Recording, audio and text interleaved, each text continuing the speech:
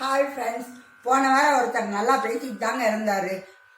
மறுநாள் காலையில் பார்த்தா திடீர்னு அவருக்கு ஹார்ட் அட்டாக் வந்துருச்சு. அவர் ஹாஸ்பிட்டலில் அட்மிட் பண்ணியிருக்கு அப்படின்னு சொன்னாங்க.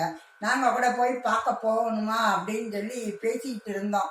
ஏன்னா மொத்தமாக எல்லாரும் போயிட்டு வேணா உங்களுக்கு ஹார்ட் அட்டாக்காமன்னா அவருக்கு கஷ்டமாக இருக்கும்.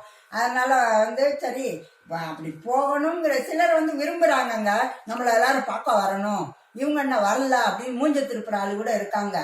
நியாயமா இப்படி கூட்டமெல்லாம் போகணும்னு அவசியம் இல்லை. ஆனால் அப்படி விரும்புகிறவங்களுக்கு போகணும்னு நாங்கள் நினச்சிட்டு இருந்தோம். அதுக்குள்ள பார்த்தீங்கன்னா நல்லா இருக்காருன்னு கூட தடாலும் செத்து போயிட்டாரு.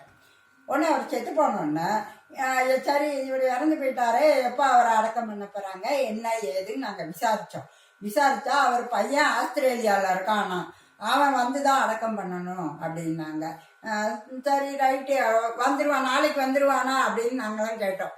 உடனே என்ன சொன்னாங்க, இல்லை கொஞ்சம் அவனுக்கு வீசாலாம் கிடைக்கணும்ல, இப்போதான் படிக்கிறக்காக தான் ஆஸ்திரேலியாவுக்கு போயிருக்கானா, படிச்சுக்கிட்டே வேலை பார்க்குறானா, அதனால அந்த பையன் அங்கேருந்து வந்துடுவான்னாங்க. 2வது நாள் வரைக்கும் வச்சுருந்தாங்கங்க இறந்து போனவரை ஐஸ் பாக்ஸ்லேயே. அந்த அம்மா வேற பாவம் ரொம்ப சோர்வாக இருக்காங்கன்னு சொல்லி இந்த போயிட்டு வந்தவங்க சிலர்லாம் சொன்னாங்க. நம்ம அங்கே போய் உக்காந்துட்டு அவங்கள ரொம்ப இம்சப்படுத்தக்கூடாதுன்னா போகலைங்க. அப்படி இருக்கும்போது பார்த்தா 2வது நாளுக்கும் பையனுக்கு டிக்கெட் கிடைக்கல, வீசாவும் கிடைக்கலை அப்படின்னு ஒரு தகவல் வந்துச்சுங்க.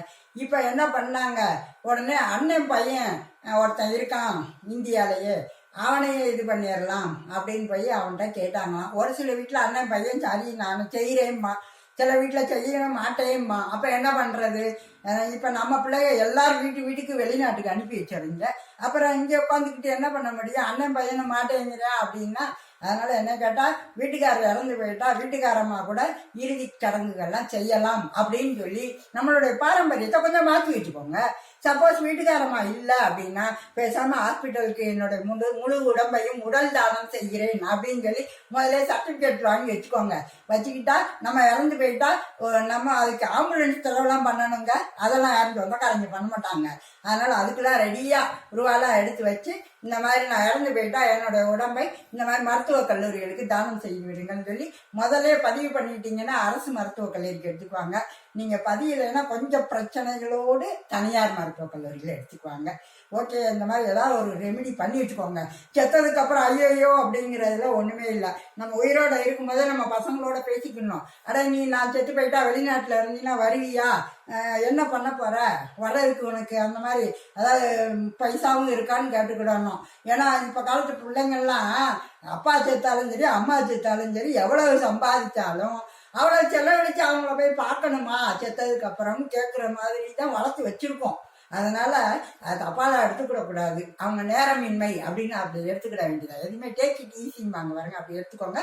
அதனால நம்ம சாவறதுக்கு முன்னாடியே என்ன பண்ணணும்னு முடிவு பண்ணி வச்சுக்கோங்க. உடல் தானம் பண்ணணுமா அல்லது எரிக்கணுமா புதைக்கணுமா, என்ன பண்ணணும், யாரை வச்சு பண்ணணும், அவங்ககிட்ட எல்லாம் கொஞ்சம் பேச்சுவார்த்தையெல்லாம் நடத்தி வச்சுக்கோங்க. அதான் நல்லது. இல்லைன்னா இந்த ஆள் மாதிரி 3 நாள் காத்துக்கிட்டு இருக்கணும்.